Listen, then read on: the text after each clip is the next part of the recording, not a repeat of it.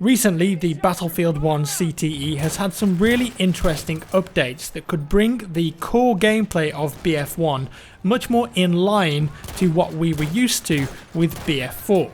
Sure, before it released we had some new DLC being tested on there, but the changes that I'm talking about could potentially really change the way that Battlefield 1 is played if these tweaks make it to the vanilla game. So first up is the entire weapon rebalance. The purpose of this update was to reduce the disparity in time to kill between fast firing and slow firing weapons. And after playing with it, I definitely think it's done that, but of course in doing so it means that the overall time to kill in the game has been reduced somewhat. For the most part it means that guns such as the BAR for instance will now kill in one shot less than before depending on the range, and it's very noticeable as well.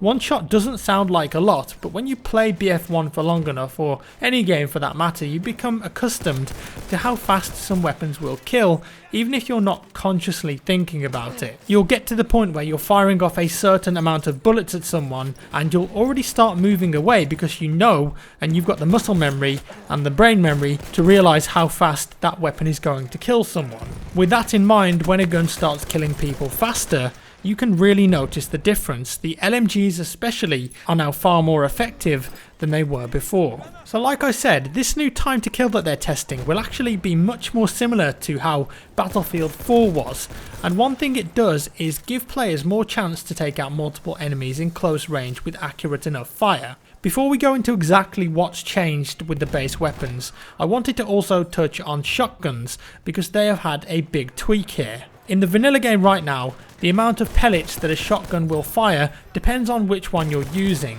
The 12G Auto, for example, fires 11 pellets, whereas the M97 Sweeper fires off 22. And this has now been changed across the board, so each shotgun now fires off a universal number of pellets, which is set to 12. Beyond that, those 12 pellets are split into two rings, an inner circle and an outer circle, each composed of 6 pellets evenly spread out. And the idea of this is to ensure that the pellets are not grouped together, which could mean that you could get a really long range kill with a shotgun, or even perhaps a complete miss. Now if you've played with or against the Hunter Model 10 shotgun, you'll know that even after it got tweaked a few months ago, the range is sometimes still quite mad, and that's because of the pellet design. The new model, however, should make for a far more consistent shotgun experience overall. The shotguns have had their damage tweaked to compensate for this change. Now though, back to the LMGs and let's see what's changed there. Let's start with the one that we mentioned earlier, the BAR. Max damage is up from 23 to 25 and minimum damage up from 19 to 23. So essentially that means that you've got the potential there to kill in 4 shots when previously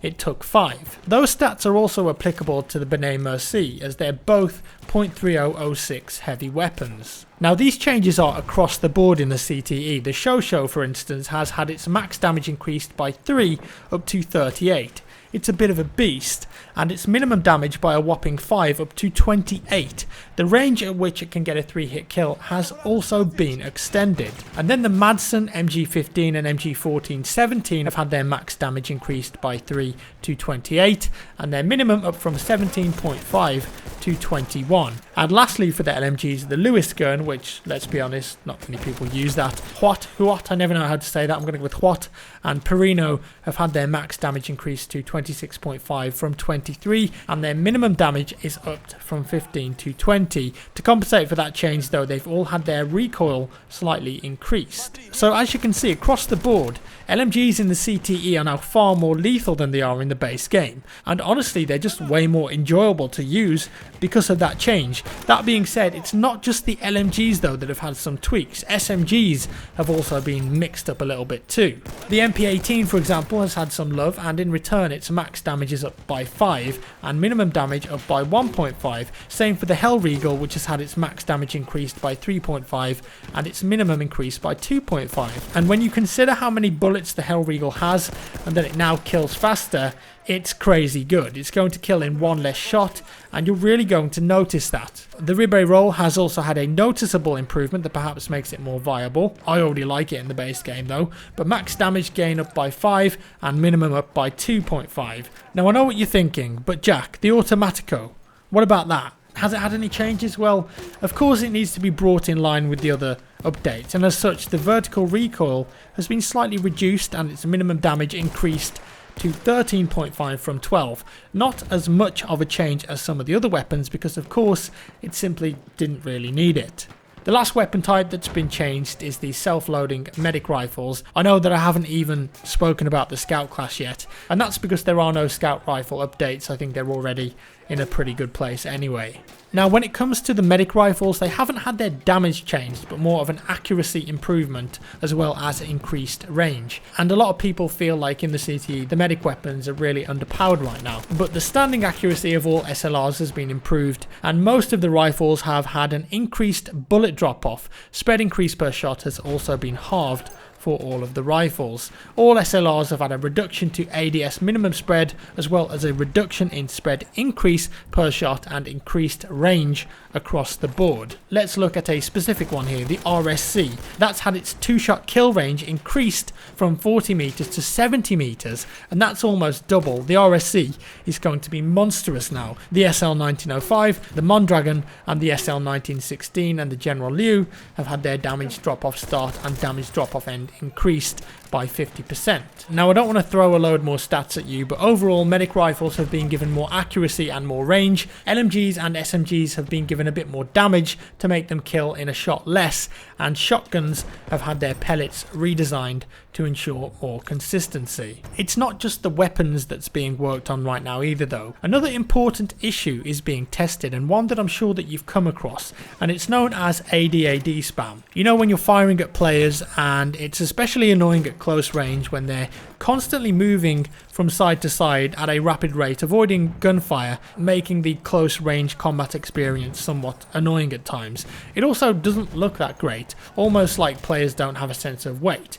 Well, now that's being looked at. It's called ADAD spam, by the way, because on PC it's more prominent and you use the A and D keys, generally speaking, to strafe left and right. This isn't as much of a problem on console because of the way the analog sticks works, but on PC it's becoming a big issue. But what they've done in CTE, as you can see in the comparison here, is that players now have a much slower movement when going from side to side. It's a bit off at first, as you can imagine. It feels like you're moving in slow motion because when you're used to playing the base game and then something drastically different changes, it does feel a bit weird and it's very noticeable, but I think overall it could improve the experience down the line. I think what DICE have done with this at the moment is take it to an extreme, and then they'll look at the feedback and kind of bring it somewhere in the middle from how it is in the CTE right now and how it is in the vanilla game right now. DICE apparently are also looking into changing the crouch slide in the game. There's a bit of a debate as to whether this is a good or bad thing, but it's definitely the case on PC at the moment, especially if you play lobbies of Domination and TDM where all the players are simply sliding around everywhere. Some people say it's a skill thing, some people just think it looks a bit weird and annoying, so it's going to be interesting to see what DICE do with that. Now lastly, wrapping up the video for today, this kind of completes the trifecta into what they're testing in CTE at the moment that I think will make the game more like BF4. We've got the time to kill changes, we've got slowing down the movement, but also on CTE, DICE are testing the old conquest scoring system. So right now in vanilla Battlefield, you gain tickets for holding flags, and of course for getting kills. Even if you have one flag and the enemy team has 4, you'll still gain tickets for that one flag. But that's not how it used to work though. In previous Battlefield games, you had to gain the ticket bleed, as it was called, by holding the majority of flags. Only the team that had the majority would gain or reduce tickets. Right now that old system is being tested, and while I do much prefer it because it opens the game up for some epic comebacks, I do have to say that it makes games last much longer than the original BF1 system, mainly because if teams keep taking the bleed and if a map has an even number of flags, it can end up in a bit of a stalemate for a long period of time, and I don't think many Battlefield players want to play 50 minutes to 60 minutes on one map. For me personally, like a round of Conquest, the ideal time limit is around 25 minutes. So in this situation, if they do introduce the new rules to the vanilla game, I think a good solution would be to perhaps increase the ticket rate. So that's about it for today, guys. I recommend if you have the CTE that you boot it up and give it a go, because if these changes make it to the vanilla game, it's definitely going to make BF1 feel vastly different from how it does at the moment. And I think a lot of BF3 and BF4 players who perhaps tried BF1 and left the game might actually enjoy these changed values. If you enjoyed the video guys, give me a thumbs up. If you didn't, a thumbs down. Subscribe if you want to see more, and I'll see you in the next one.